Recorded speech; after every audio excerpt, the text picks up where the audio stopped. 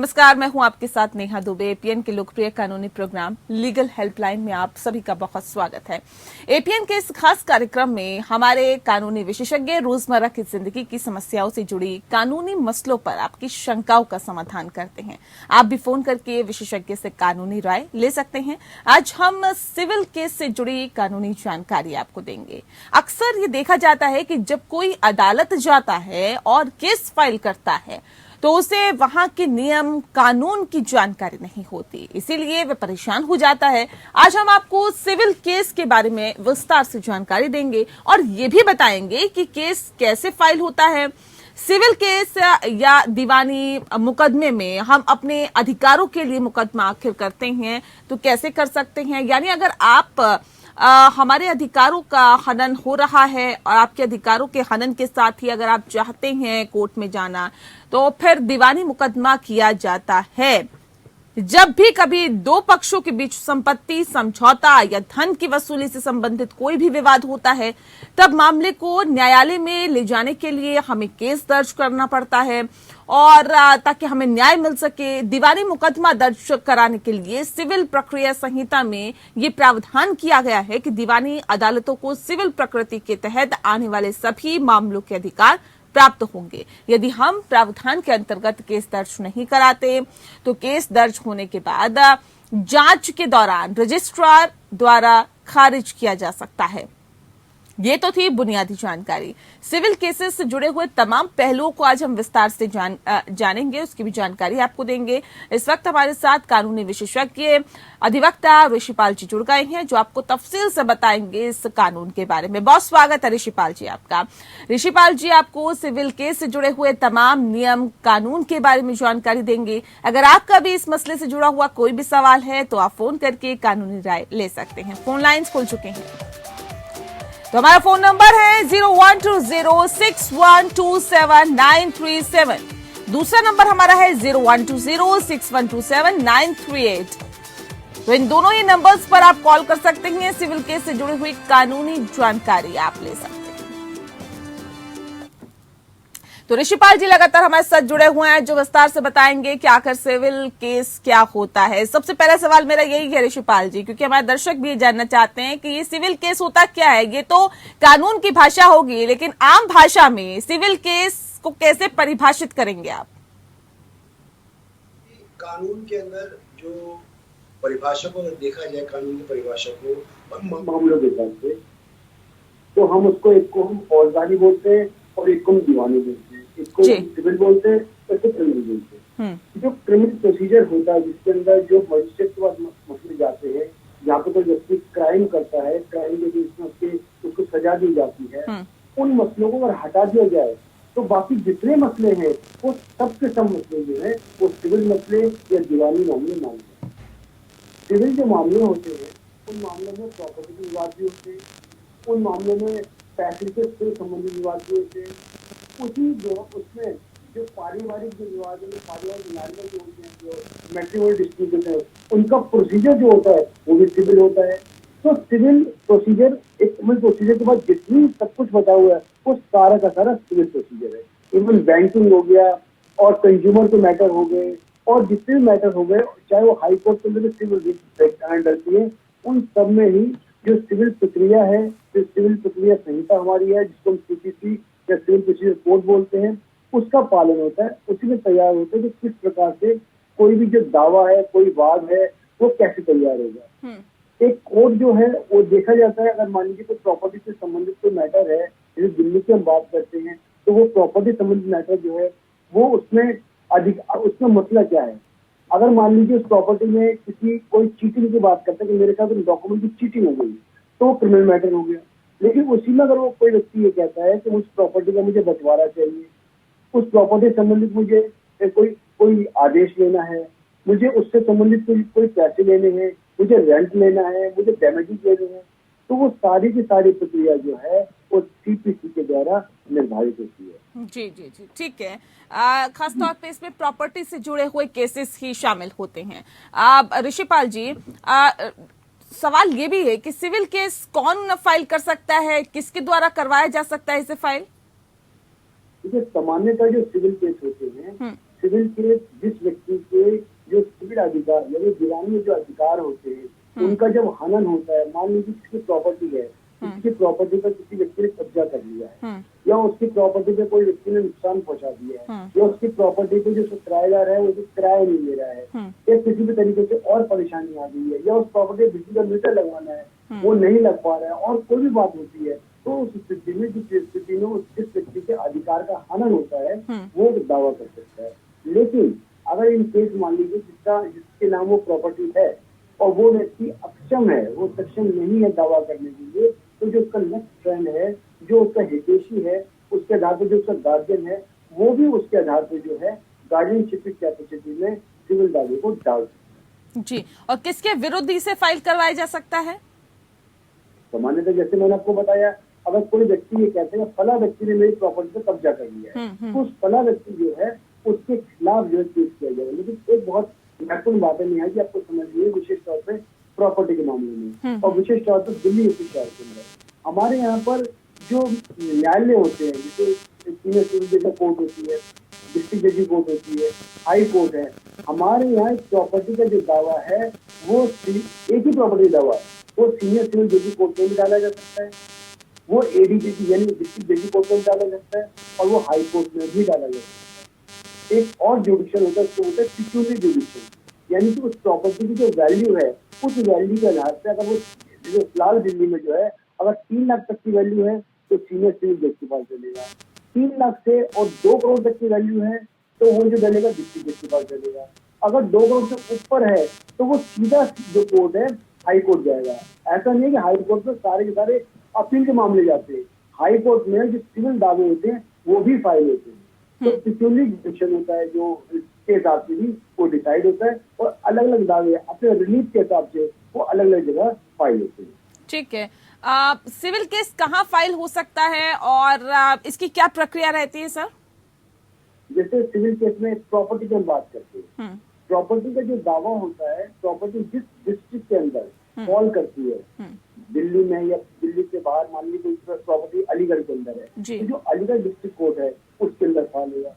दिल्ली में अगर नॉर्थ दिल्ली है या साउथ दिल्ली है, जो जिस डिस्ट्रिक्ट में प्रॉपर्टी होगी उस डिस्ट्रिक्ट के अंदर वो फॉल हो सकती है। तो ये देखा जाता है तो उसका टेरिटोरियल जुडिक्शन कहाँ पड़ता है। लेकिन अगर टेरिटोरियल जुडिक्शन भी 2 करोड़ से ज्यादा हो जाता है, सपोज कीजिए कोई प्रॉपर्टी करोल बाग के अंदर है, तो वो जो पड़ती है सेंट्रल डिस्ट्रिक्ट पड़ती है, लेकिन अगर उसकी कीमत 1 करोड़ 90 लाख रुपए है तो डिस्ट्रिक्ट को फीस देनी पड़ेगी। अगर 2 करोड़ 10 लाख रुपए है तो वही दावा जो है वो दावा हाई कोर्ट पड़ेगा। जी जी जी। तो ये डिपेंड करता है कि पिक्यूलियर जुडिक्शन क्या है, आप रिलीफ क्या मांग रहे हैं उसके हिसाब से। और इवन अलग अलग प्रॉपर्टी के अंदर कई बार क्या होता है, बैंकिंग से संबंधित मामले भी आ जाते हैं, तो आपको उसकी प्रॉपर्टी संबंधित जो विवाद है उसको बैंक में डीआरटी के अंदर डालना पड़ता है। उस प्रॉपर्टी अगर मान लो कोई और अगर कोई बिल्डर ने आपको मकान बना रहा है और बिल्डर ने मकान आपको नहीं बनाया, अगर वो रेरा से संबंधित है तो रेरा कोर्ट में जाना पड़ सकता है। अगर उसने आपको प्रॉपर तरीके से, आप कंज्यूमर है, प्रॉपर तरीके से काम नहीं किया तो कंज्यूमर कोर्ट में जाना पड़ सकता है।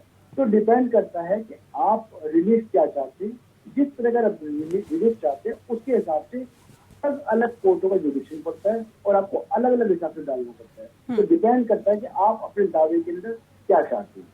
बिल्कुल। लेकिन सर अगर कोर्ट का दरवाजा इस पूरे विषय पर खटखटाया जाए तो कोर्ट की क्या फी होती है, फी क्या होती है कोर्ट की, और इसकी कैलकुलेशन कैसे की जाती है?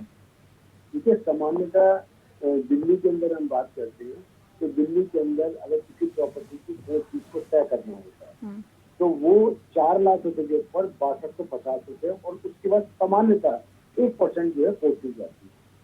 लेकिन ये भी डिपेंड करता है कि बहुत सारे ऐसे केस भी होते हैं जिसके अंदर ऐसे गरीब लोग होते हैं, ये ऐसे अक्षम लोग होते हैं जो कोर्ट फीस नहीं दे सकते। तो ऐसी स्थिति में विशेष प्रावधान होता है कि कोर्ट के अंदर वो विशेष एप्लीकेशन लगा सकते हैं और बता सकते हैं कि जो कोर्ट फीस कोर्ट वाजिब तौर पर जो लगाता है या लगाना चाहता है, इसकी आवश्यकता है, उसको माफ किया जाए। तो कोर्ट उसके अंदर भी प्रॉपर तरीके से इंक्वायरी करा के एसडीएम से इंक्वायरी होती है। इंक्वायरी पर अगर एसडीएम ये रिपोर्ट देता है कि व्यक्ति के पास कुछ कोर्ट फीस देने के लिए सक्षम साधन नहीं है, तो कोर्ट को ये पावर है कि वो आपकी जो कोर्ट फीस लग रही है उसको माफ भी कर सकता है। क्या वो कोर्ट फीस इवन लाखों में क्यों ना हो तो हाई कोर्ट भी माफ कर सकता है, कोर्ट में आप कर सकते ठीक है। ऋषिपाल जी, आप बने रहिए हमारे साथ और आपसे हम बातचीत करते रहेंगे क्योंकि बहुत महत्वपूर्ण सवाल है और ऐसे में बहुत महत्वपूर्ण टॉपिक भी है जिसके बारे में जो हमारे दर्शक हैं वो जानना चाहेंगे। इस बीच हमारे साथ एक कॉलर जुड़ गए हैं, नरेश जी हैं हमारे साथ। नरेश जी, बहुत स्वागत है आपका। पूछिए सर, क्या सवाल है आपका? सर, मेरा सवाल यह है कि मेरे बेटे का 498A का केस 9 साल से चल रहा है और पीड़िता ने ससुराल वालों के पक्ष में बयान दे दिए हैं, पीडब्ल्यू बयान। हमारा एक्स पार्टी डाइवर्स भी हो चुका है, तो पीडब्ल्यू बयान हुए 4 साल हो गए हैं। उसके बाद से अगला गवाह कोई नहीं आ रहा है। हमारे पास 7 साल तक वकील थे, अब हमने वकील हटा दिए। हम स्वयं खड़े हो रहे हैं कोर्ट में और अपनी अर्जी लगा दी हमने कि हम अपना पक्ष अपने आप रखेंगे। लेकिन जज साहब महोदय, कोर्ट में ये कहा जाता है कि वकील लाओ। अब हमारा प्रश्न ये है कि जब पार्टी नहीं आ रही, 4 साल हो गए, गवाह नहीं आ रहे, हम लगातार जा रहे हैं 9 साल से, तो हमारी सुनवाई क्यों नहीं हो रही? हम कह रहे हैं कि हम अपना पक्ष अपने आप रखेंगे। उनका भले ही इस विषय से हटकर एक सवाल था, लेकिन उसका जवाब दे दीजिए, उसके बाद हम इस कार्यक्रम को आगे बढ़ाते हैं।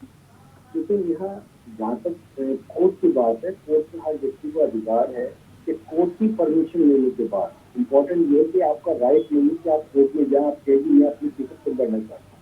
कोर्ट आपको परमिट करता है कि जिससे कि आप कोर्ट में अपने आप प्लीड कर सकते हैं। जैसे ये कह रहे हैं इतने साल से जा रहे हैं, कोर्ट कुछ नहीं कर रहा। उसके अलावा अगर मान लीजिए कोई व्यक्ति, कोई एडवोकेट हो, वो प्रॉपर एप्लीकेशन ये मूव करे कि दूसरी पार्टी 4 साल से नहीं आ रही है, मेरे केस का एक्ट पार्टी करो, उसका लिस्टिंग करो।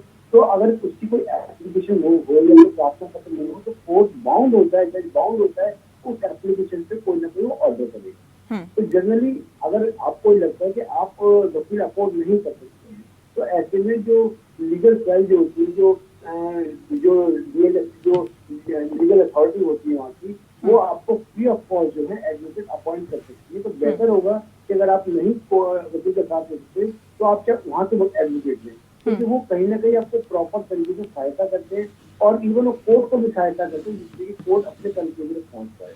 इसके अलावा आप अगर चाहें तो आप हाई कोर्ट में पिटीशन लगा सकते हैं, अपने केस को टाइम बाउंड कर सकते हैं कि हमारे केस काफी दिन चलते हो गया, दूसरी पार्टी आ नहीं रही है, लिहाजा 6 महीने में, साल भर में हमारे कोर्ट को डायरेक्शन दी जाए कि हमारे केस को खत्म किया जाए। ठीक है। ऋषिपाल जी, सिविल केसेस की हम बात कर रहे थे सर, ये सिविल केसेस कितने स्टेजेस के होते हैं? देखिए, सिविल केसेस जो है, सिविल केसेस में सिविल जो होती है बहुत सामान्यतः जब एक व्यक्ति अपना दावा डालता है, जिसको हम इंग्लिश में क्लेम बोलते हैं और हिंदी में दावा डालते हैं। जब दावा डालते हैं, दूसरी पार्टी को अधिकार होता है जब जब पास जाता है तो दूसरी पार्टी को दावा देखने के बाद अगर वो दावा इस काबिल है तो उससे सम्मान किया जा सकता है, तो उससे सम्मान करते हैं। दूसरी पार्टी को सम्मान मिल जाता है तो उनको सामान्यतः देंगे और एक स्पेशल केस में 90 दिन के अंदर अपने बयान, अपना जो जवाब है वो कोर्ट में दाखिल करना है। उसके बाद आप चाहें जिस पार्टी ने दावा डाला है उसको रीजॉइंटर भी दे सकते हैं, एप्लीकेशन दे सकते हैं। जब ये आपके सारा काम कंप्लीट हो जाता है तो उसको हम बोलते हैं प्लीडिंग जो है वो, यानी कि जो आपका दावे में चलने वाली जो लिखा पढ़ी थी सारी कंप्लीट है। उसके बाद आपके इश्यूज फ्रेम होते हैं कि आपके जो मुद्दे क्या है, आप क्या कह रहे हैं, दूसरी पार्टी क्या कह रही है। वो इश्यूज बनने के बाद जो है, जो दावा करने वाला है उसको कहा जाता है कि आप अपने पक्ष में जो भी विटनेस है, जो गवाह है, आप सिलसिलेवार तरीके से उनको ले जाइए और साबित कीजिए। तो खुद भी साबित हो सकते हैं कि ऐसे गवाह को जो फॉल्ट किया जा सकता है बाहर से, उसको बुला सकते हैं। उसके बाद जो दूसरा प्रतिपक्ष होता है उसको ये आदेश दिया जाता है कि आप अपने पक्ष में जो है गवाह ले जाए। जब दोनों पक्ष की गवाहियां कंप्लीट हो जाती है तो कोर्ट उसको फाइनल आर्गुमेंट के लिए अंतिम फैसले के लिए डाल देता है। दोनों पार्टी का जो आर्गुमेंट है बहस सुनी जाती है, बहस सुनने के बाद जो है कोर्ट उसका फाइनली फिर फैसला करता है। उसके बाद किसी व्यक्ति को लगता है कि वो उस फैसले में संतुष्ट नहीं है तो सबके लिए जो है अपील का रास्ता खुला हुआ है, वो उस कोर्ट से बड़ी कोर्ट में जाके अपील कर। ठीक है। केस कब तक फाइल किया जा सकता है सर इस पूरे मामले पर?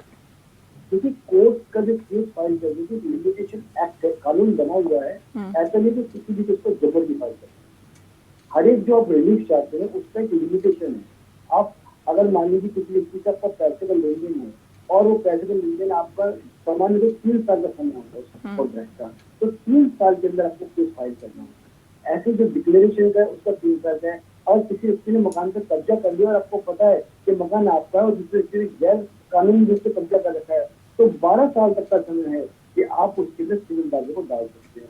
तो एक जो हमारा लिमिटेशन एक्ट है, उस लिमिटेशन एक्ट के अंदर जितने भी जो दावे हैं, उन दावों को डालने का समय प्रिस्क्राइब है, और उस प्रिस्क्राइब समय में ही आपको एक निश्चित समय के अंदर ही आपको फिर दावे डालने हैं। अगर आप दावे नहीं डालते हैं तो उसके बाद आप दावा डालने का अधिकार खो देते हैं, और नेचुरली उसमें जो दावा जो प्रार्थी है उसको बहुत बड़ा नुकसान है। ठीक है, जजमेंट के बाद उसका पालन कैसे होता है, और अपील अगर करनी हो तो उसकी क्या प्रक्रिया है? देखिए, जो जजमेंट पास होता है सामान्य तो उसको हम डिक्री बोलते हैं, कि जैसे मान लीजिए किसी व्यक्ति ने कोई मनी सूट फाइल किया है या कब्जे का दावा फाइल किया है, तो पहले तो वो साबित करेगा, या पार्टीशन का दावा फाइल किया है तो पहले तो साबित करेगा कि हाँ उसके पे से काबिल है कि उसको मनी डिक्री दी जाए, या उसके केस में जो प्रॉपर्टी है उसकी डिक्री दी जाए। जब वो डिक्री हो जाती है, यानी वो फैसला हो जाता है, तो व्यक्ति इस काबिल है, उस व्यक्ति को अधिकार बनता है कि उसके फेवर में डिक्री पास हो गई।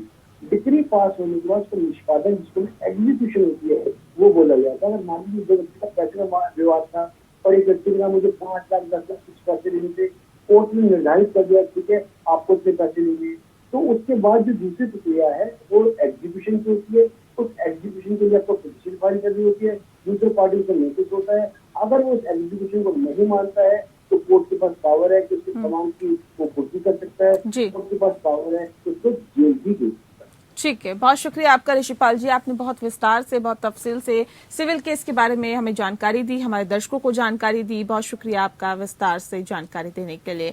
इसी के साथ लीगल हेल्पलाइन में इतना ही, मुझे दीजिए इजाजत, नमस्कार।